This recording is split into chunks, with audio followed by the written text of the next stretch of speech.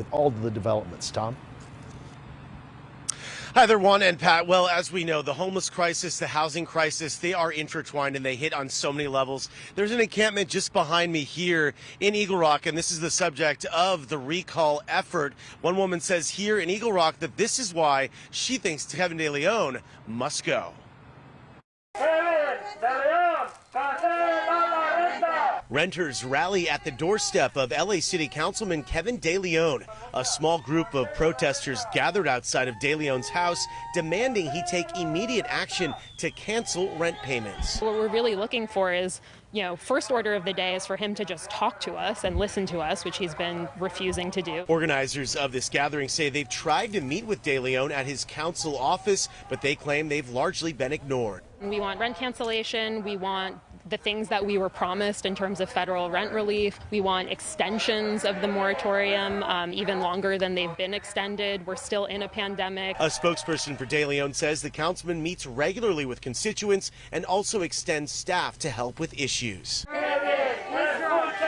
De Leon is also facing the prospect of a recall effort. He was served with a notice that a request was submitted to initiate the process, the first of many steps to initiate a recall election. A petition has not yet been approved. Doesn't seem very likely to succeed. Jack Pitney is a professor of politics at Claremont McKenna College. It will take a large number of petition signatures to get a recall on the ballot.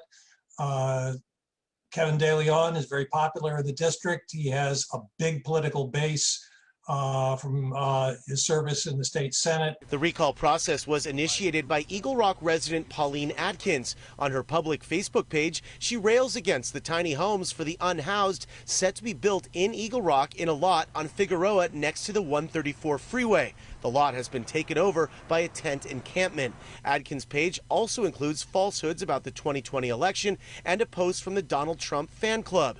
Eagle Rock residents seem unsure of what comes next in the handling of the homeless crisis. There's definitely quite a few homeless people around. Noticeably more within the last few months, I suppose, than we'd seen before. It's a tough problem.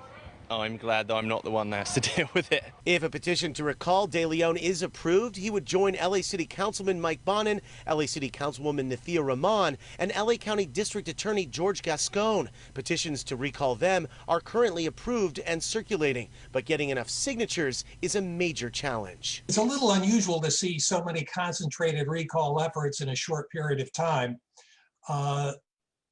Some of it may involve partisan politics, Republicans, Trump supporters trying to make a point, but some of it is just general dissatisfaction with the state of California, with the state of the city.